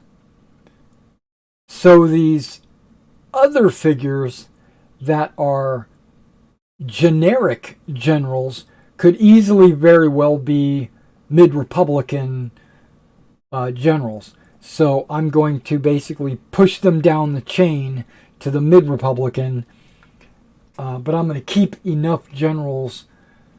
So basically it works out really well, because it basically gives me enough figures now to have generals for my mid-Republicans and my late Republicans. Because the triumvirate, I do believe, are all late Republican. I think you I think you get Caesar and Marcus Antony and Cassius Clay. No, Cassius. Pompey. Except I think Pompey might be in the enemies of the triumvirate. I know Vercingetorix is in the enemies of the triumvirate, but I didn't order that one. I didn't order the enemies.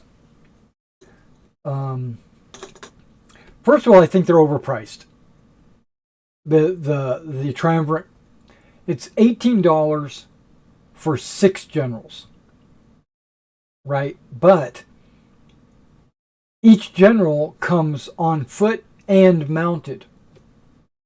So I could, like Caesar, right? He's mounted and he's on foot. So I could basically make 2 generals, one with a mounted Caesar and one with a dismounted Caesar. But I would, because I'm anal,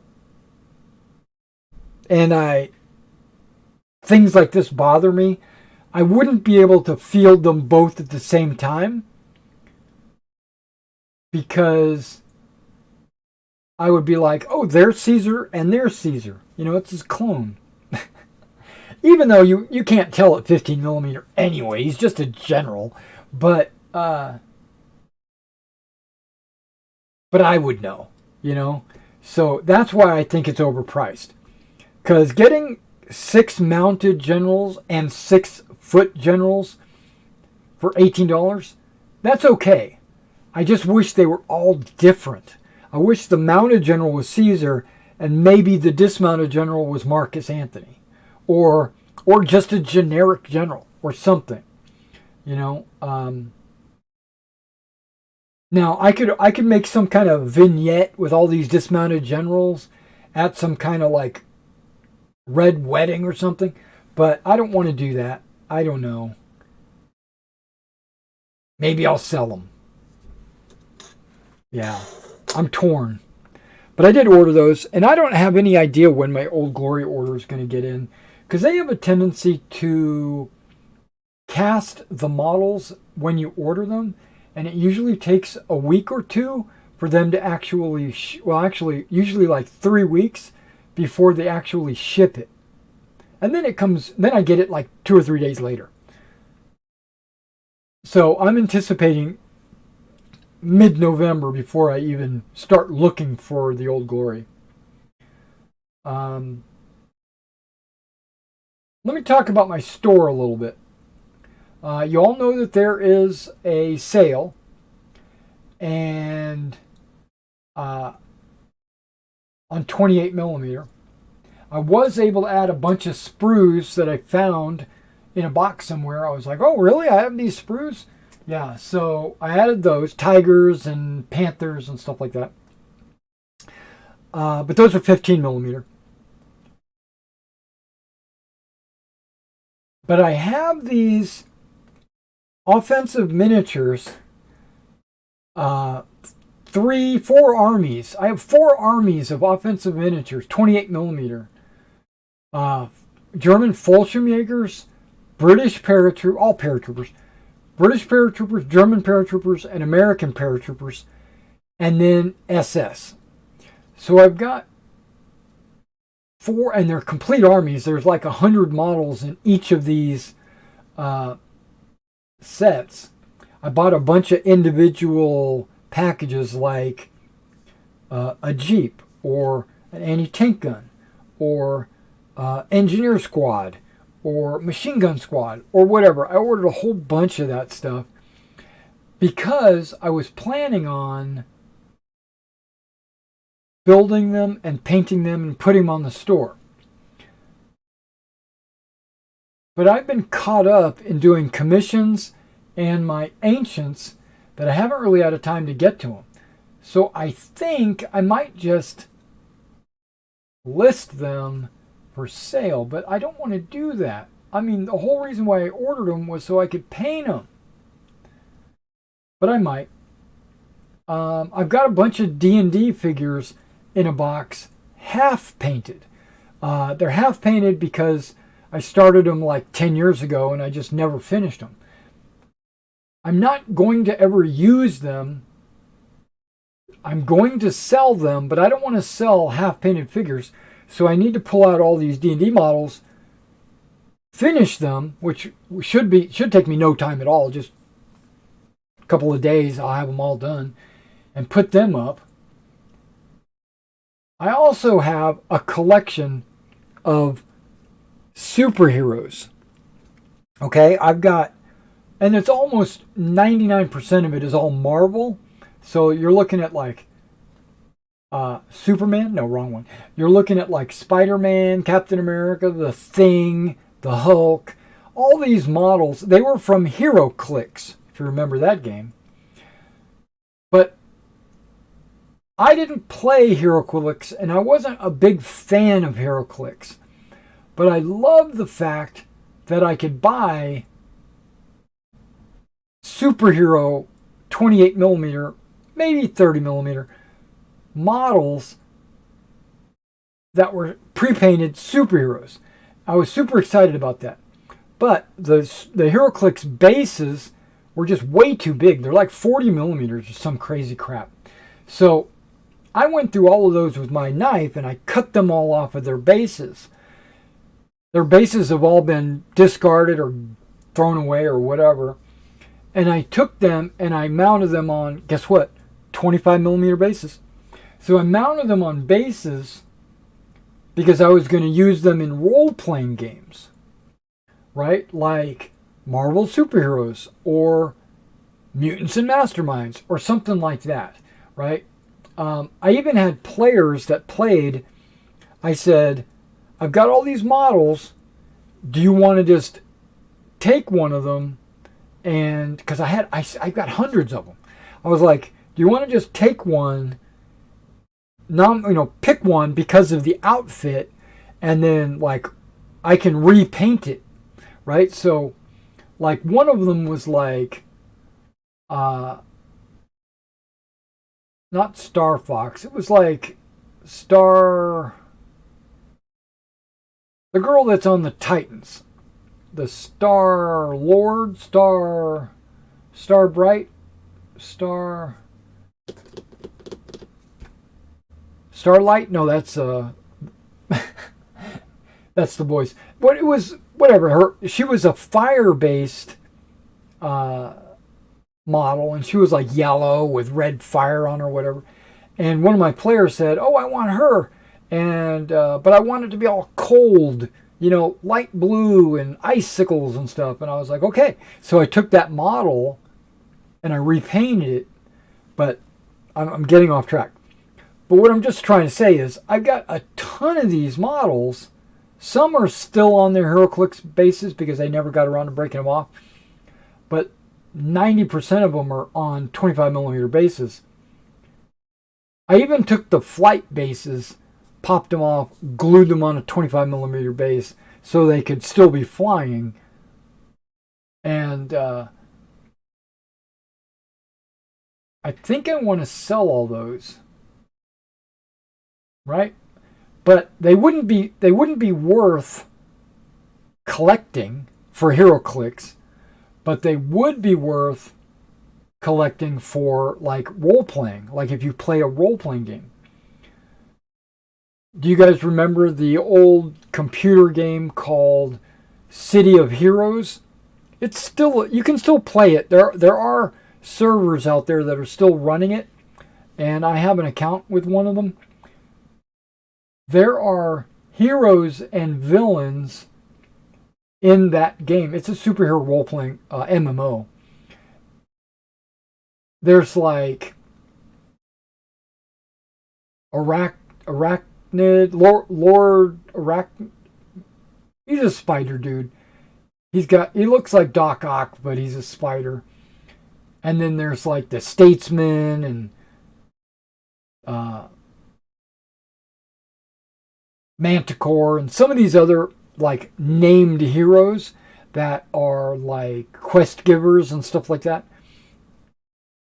But I actually found a HeroClix set that had all those models in it. I was like, what? Really? HeroClix has a City of Heroes set? Yeah. So I've got like the heroes and villains from City of Heroes in HeroClix. And of course I busted them off their bases and glued them on a 25mm base. So I ruined them as a collector's item, but I might like sell like 100 of them for like a couple of dollars. Maybe put an auction because somebody might bid on them. I'm thinking about doing that. Maybe not tonight. Maybe not tomorrow. But that's coming. And then the offensive miniatures figures, they might go up. I don't know. All right, guys. It is after 12 o'clock. I'm going to go use the bathroom, eat my lunch, and I will see you. I don't know when I'll see you. Maybe this weekend, because I think I got this weekend free, and I might be getting close to finishing the German SS. Probably not tomorrow, though. All right. I'll catch you later.